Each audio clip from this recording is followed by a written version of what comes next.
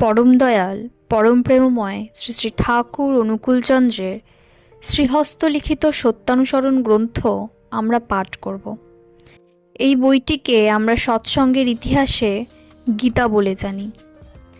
ছোট্ট এই বইটির মধ্যে জীবন চলার অনেক কথাই লেখা আছে।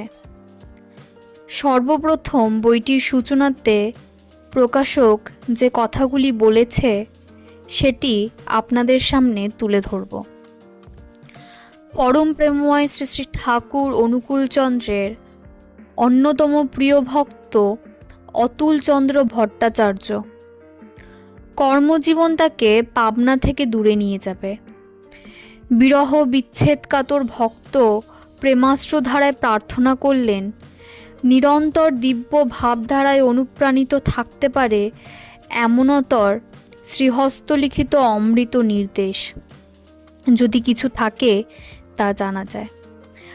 বাংলা 1316 সালে মাত্র 22 বৎসর বয়সে ওই ভক্তের জন্য শ্রী শ্রী ঠাকুর যে এক নিশায় লিপিবদ্ধ করে দিলেন তার অমৃত নিঃসন্দি সৎ উচ্চারী বাণী ভক্তের প্রার্থনা নামিয়ে নিয়ে এলো পৃথিবীর বুকে মন্দাকিনীর পুণ্যধারা, যা সঞ্জীবিত করে রাখবে তাকে এবং যুগ যুগ ধরে প্রতিটি মানুষকে। মুদ্রিত সত্যানুসরণ বাংলা 1325 সাল থেকে বহন করে চলেছে ওই শাশ্বত মহাবাণী। এই বইটির শুরুর প্রাক্কালে সূচনার পরেই শ্রী শ্রী ঠাকুর যে কথাটি বলেছেন,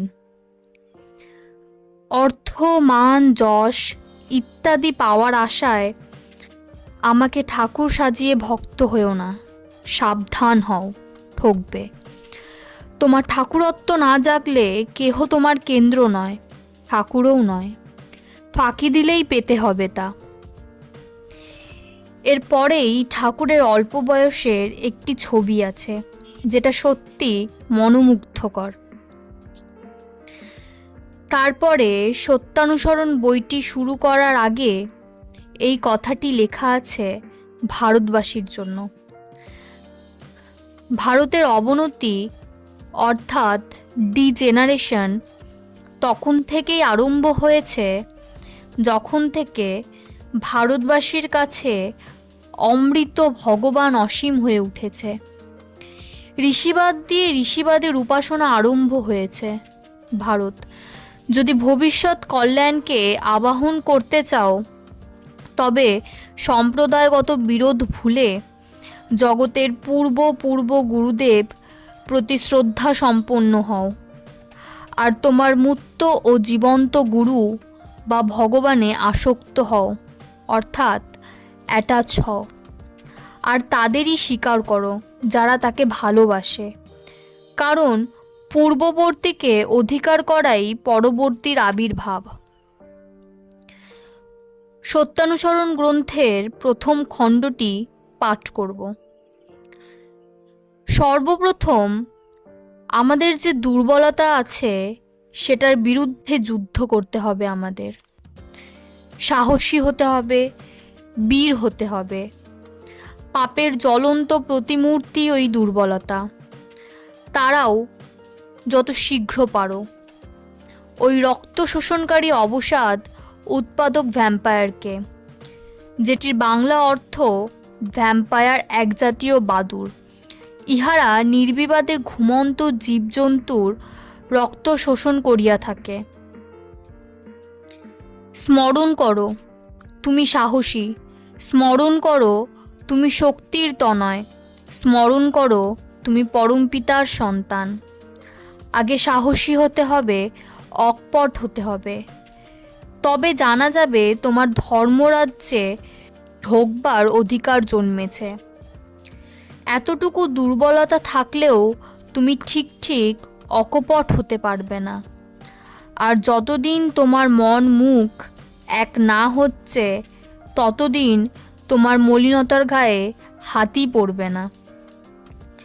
মন মুখ এক হলে আর ভিতরে গলদ জমতে পারে না।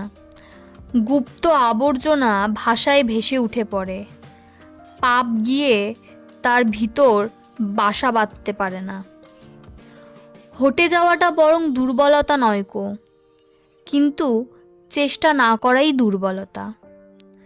তুমি কোনো কিছু করতে প্রাণপণে চেষ্টা করা সত্ত্বেও যদি বিফল ও মনোরথ হও, ক্ষতি নয়।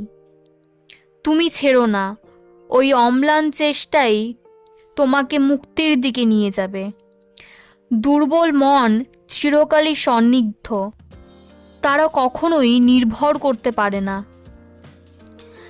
বিশ্বাস হারিয়ে ফেলেছে, তাই প্রায় রুগ্ন, কুটিল, ইন্দ্রিয় পরবশ হয়। তাদের নিকট সারাটা জীবন জ্বালাময়, শেষে অশান্তিতে সুখ দুঃখ ডুবে যায়। কি সুখ কি দুঃখ বলতে পারে না, বললে হয়তো বলে বেশ, তাও অশান্তি। অবসাদে জীবন ক্ষয় হয়ে যায়। দুর্বল হৃদয়ে প্রেম ভক্তির স্থান নেই। পরের দুর্দশা দেখে, পরের ব্যথা দেখে, পরের মৃত্যু দেখে নিজের দুর্দশা, ব্যথা বা মৃত্যুর আশঙ্কা করে ভেঙে পড়া, এলিয়ে পড়া বা কেঁদে আকুল হওয়া ওসব দুর্বলতা।